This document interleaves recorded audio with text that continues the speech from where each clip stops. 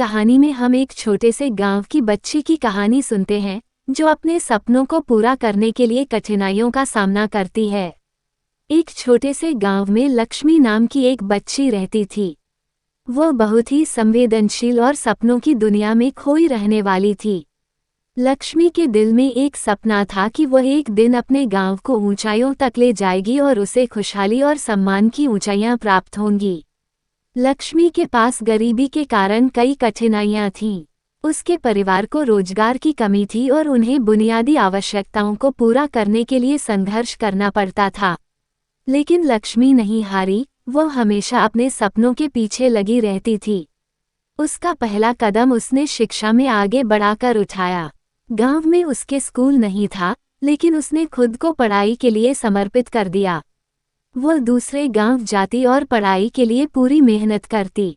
संघर्ष और कठिनाइयों के बावजूद वह अपने लक्ष्य की ओर बढ़ रही थी। लक्ष्मी की दृढ़ता और मेहनत ने उसे सफलता की ओर ले जाया। उसने अपनी पढ़ाई पूरी की और उच्च शिक्षा हासिल की। जब वह वापस अपने गांव लौटी तो उसने गांव के लिए प्राइवेट स्कूल शुरू किया। वो हर बच्चे को शिक्षित करना चाहती थी। उसका पढ़ाने का तरीका बेहद अनोखा था, जिसके कारण वहां के बच्चे बुद्धिमान बनने लगे। लक्ष्मी के संघर्ष और प्रगति की कथा गांव के लोगों को प्रेरित करने लगी। वो उनकी आदर्श बन गई और उन्होंने भी अपने सपनों की पूर्ति के लिए मेहनत करना शुरू कर दिया। इस तरह लक्ष्मी ने अपने गांव को ऊंचाइयों तक ले जाने में सहायता की और लोगों को सामरिक, आर्थिक और सामाजिक रूप से सशक्त बनाया। ये कहानी हमें सिखाती है कि हमें अपने सपनों के पीछे दृढ़ता से खड़े होना चाहिए।